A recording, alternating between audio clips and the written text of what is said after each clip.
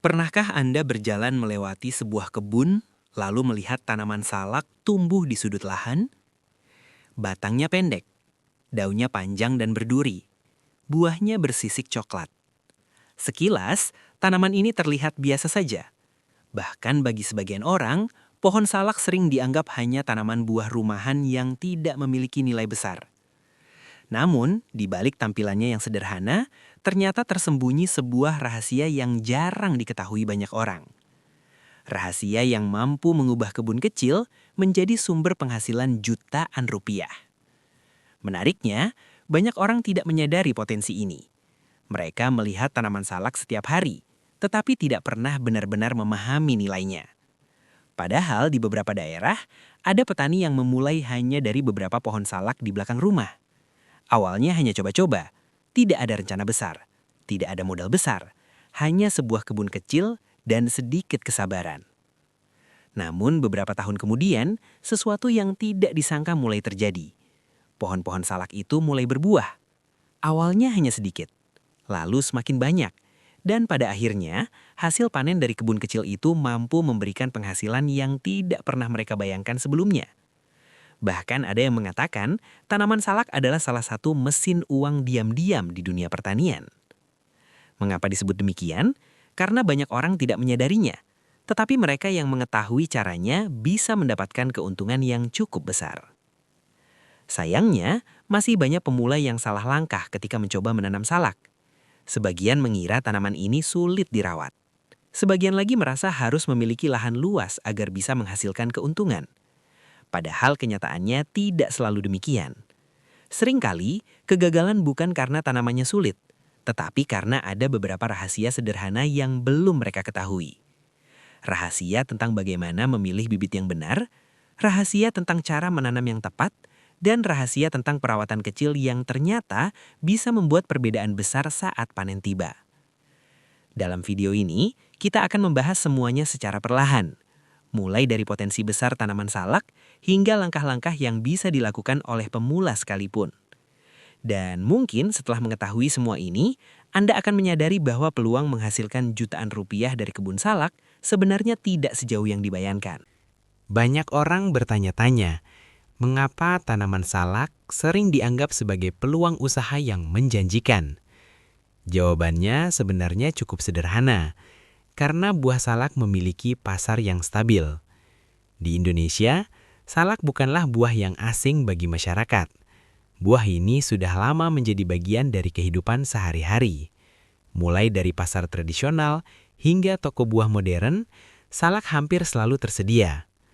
Rasanya yang manis, segar, dan sedikit asam membuat buah ini memiliki penggemar tersendiri. Teksturnya yang renyah juga menjadi salah satu alasan mengapa banyak orang menyukainya. Selain itu, salak juga sering dijadikan oleh-oleh khas dari beberapa daerah di Indonesia. Hal ini membuat permintaan pasar terhadap buah salak cenderung stabil.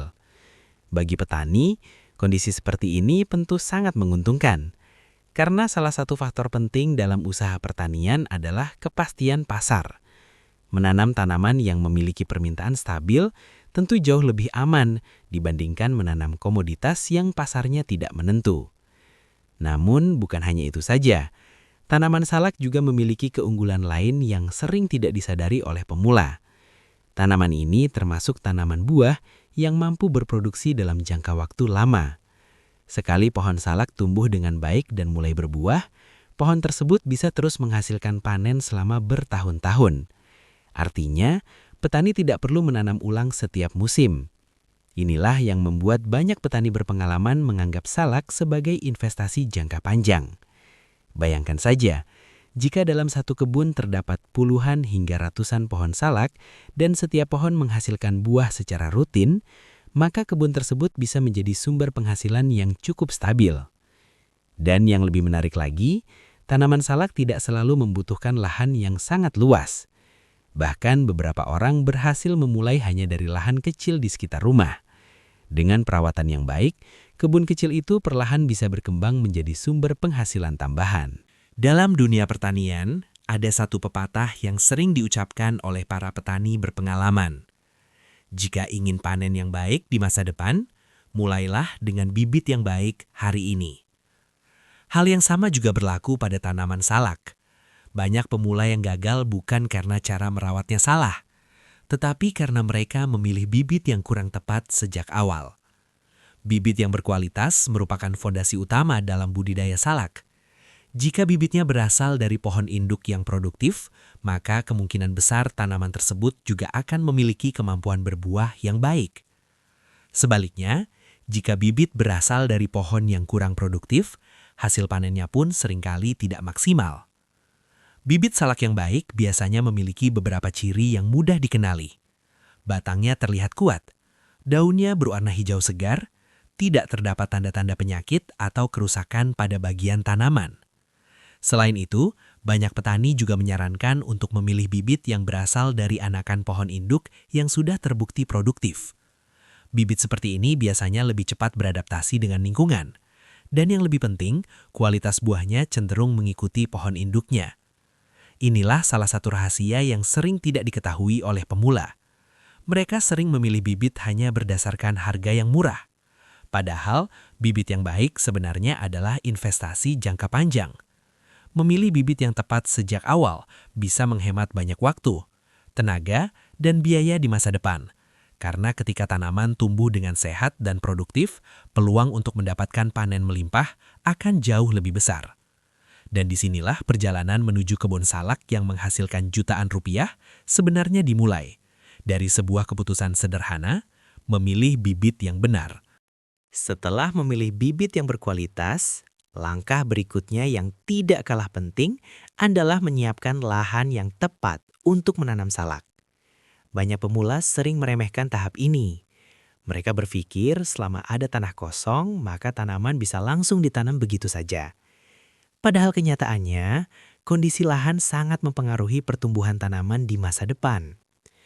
Tanaman salak sebenarnya termasuk tanaman yang cukup kuat dan mampu tumbuh di berbagai jenis tanah. Namun, untuk mendapatkan hasil panen yang maksimal, ada beberapa kondisi yang lebih disukai oleh tanaman ini. Salak sangat menyukai tanah yang gembur dan kaya akan unsur hara. Tanah yang gembur memudahkan akar tanaman untuk berkembang dan menyerap nutrisi dari dalam tanah. Sebaliknya, tanah yang terlalu keras atau padat dapat menghambat pertumbuhan akar. Jika akar tidak berkembang dengan baik, maka tanaman akan tumbuh lebih lambat dan hasil buahnya pun tidak maksimal. Selain itu, drainase tanah juga perlu diperhatikan. Tanaman salak tidak menyukai tanah yang terlalu sering tergenang air. Air yang menggenang terlalu lama dapat menyebabkan akar menjadi busuk dan akhirnya merusak tanaman. Karena itu, sebelum menanam salak, lahan sebaiknya diolah terlebih dahulu. Tanah dicangkul atau digemburkan agar struktur tanah menjadi lebih baik. Setelah itu, tambahkan pupuk organik seperti pupuk kandang atau kompos. Pupuk ini berfungsi untuk meningkatkan kesuburan tanah sekaligus menyediakan nutrisi yang dibutuhkan oleh tanaman. Hal lain yang menarik dari tanaman salak adalah tanaman ini tidak terlalu menyukai sinar matahari yang sangat terik sepanjang hari. Di alam, banyak pohon salak tumbuh dengan baik di bawah naungan pohon lain. Oleh karena itu, beberapa petani sengaja menanam salak di area yang memiliki sedikit naungan agar tanaman tidak terlalu terpapar panas matahari. Lingkungan yang teduh dan lembab seringkali membuat tanaman salak tumbuh lebih subur. Dengan persiapan lahan yang baik, tanaman salak akan memiliki awal pertumbuhan yang jauh lebih kuat.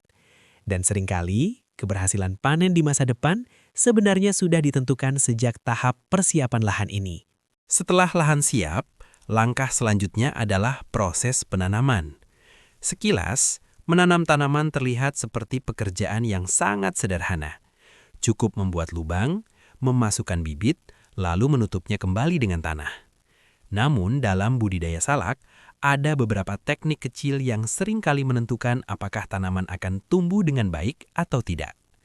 Biasanya, lubang tanam dibuat dengan ukuran sekitar 50 cm untuk panjang, lebar, dan kedalamannya. Lubang ini tidak langsung digunakan untuk menanam bibit. Banyak petani berpengalaman justru membiarkan lubang tersebut terbuka selama beberapa hari. Tujuannya adalah agar tanah di dalam lubang terkena udara dan sinar matahari. Proses ini membantu mengurangi mikroorganisme berbahaya yang mungkin ada di dalam tanah. Setelah beberapa hari, tanah galian tersebut dicampur dengan pupuk kandang atau kompos. Campuran ini akan menjadi sumber nutrisi awal bagi tanaman yang baru ditanam. Kemudian, bibit salak dimasukkan secara perlahan ke dalam lubang tanam. Pada tahap ini, penting untuk memastikan posisi bibit tetap tegak dan stabil. Akar tanaman harus tertutup tanah dengan baik, namun jangan sampai tanah dipadatkan terlalu keras. Tanah yang terlalu padat bisa menghambat perkembangan akar. Setelah proses penanaman selesai, tanaman perlu disiram secukupnya. Air membantu tanah menyesuaikan diri dengan posisi akar dan mempercepat proses adaptasi tanaman dengan lingkungan barunya. Pada beberapa minggu pertama, tanaman salak biasanya masih dalam tahap penyesuaian. Inilah masa yang cukup penting. Jika tanaman berhasil melewati fase ini dengan baik, maka peluang untuk tumbuh sehat di masa depan akan jauh lebih besar. Banyak petani mengatakan bahwa tahap awal pertumbuhan adalah fondasi bagi seluruh kehidupan tanaman salak. Jika fondasinya kuat, maka tanaman akan tumbuh dengan lebih stabil dan produktif. Setelah tanaman salak berhasil tumbuh, pekerjaan seorang petani sebenarnya belum selesai. Justru pada tahap inilah perawatan yang konsisten mulai memainkan peran penting. Banyak pemula yang mengira tanaman salak bisa tumbuh dengan sendirinya tanpa perlu perhatian khusus.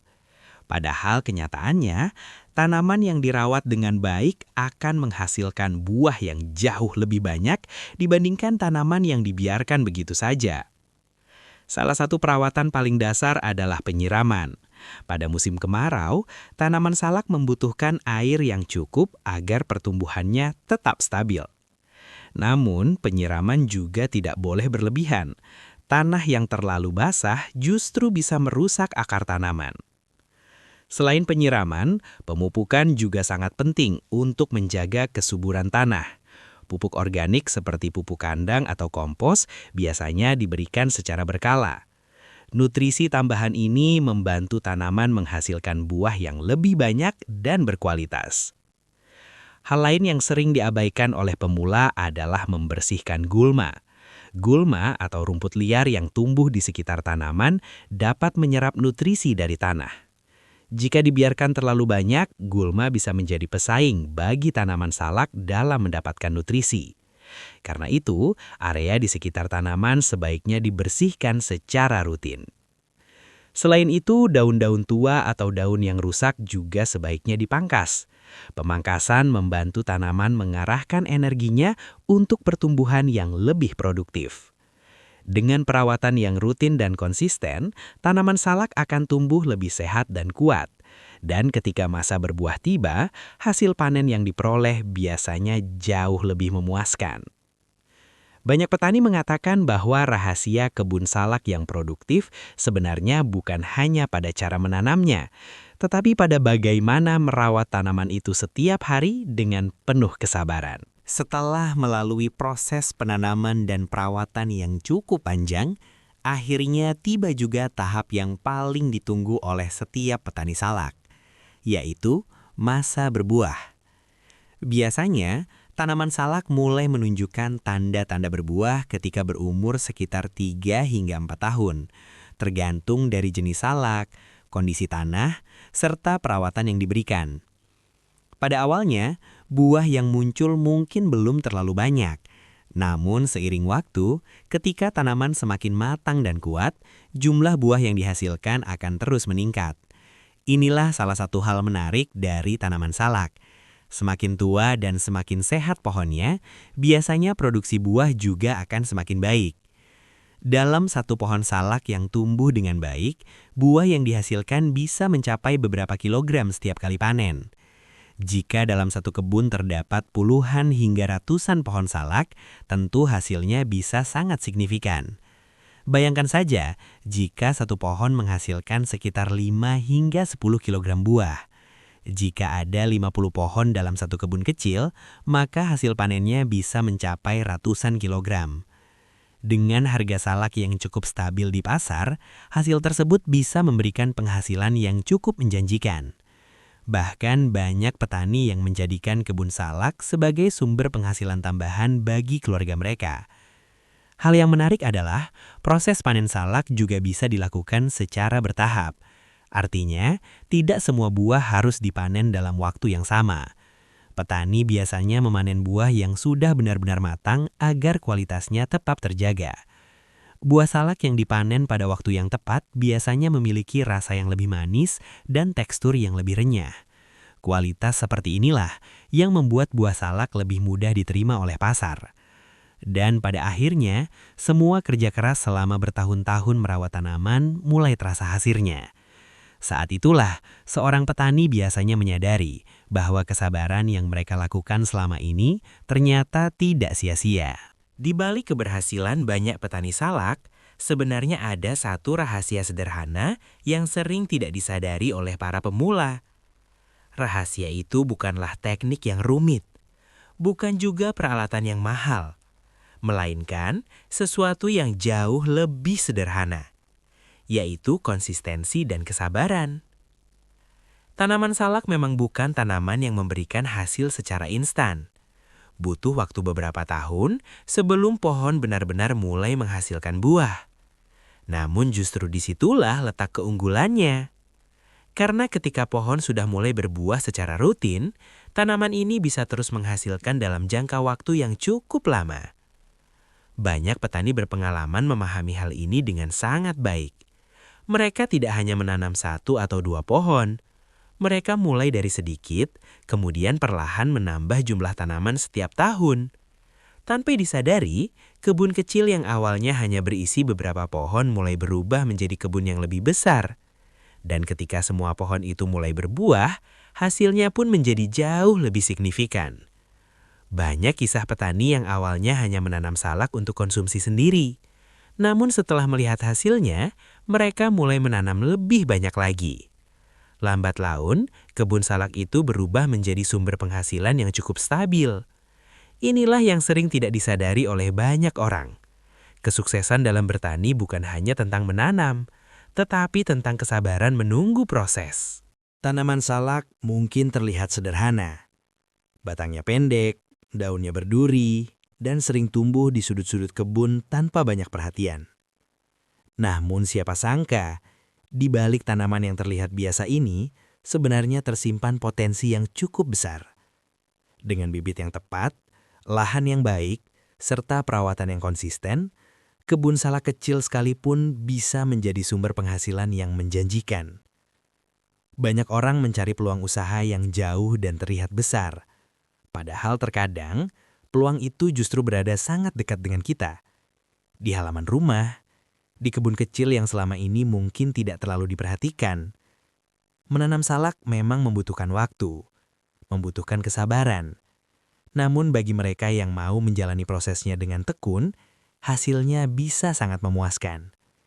Karena pada akhirnya, setiap pohon yang dirawat dengan baik akan memberikan hasilnya sendiri. Dan siapa tahu, beberapa tahun dari sekarang, kebun salak yang Anda tanam hari ini bisa menjadi sumber penghasilan yang tidak pernah Anda bayangkan sebelumnya.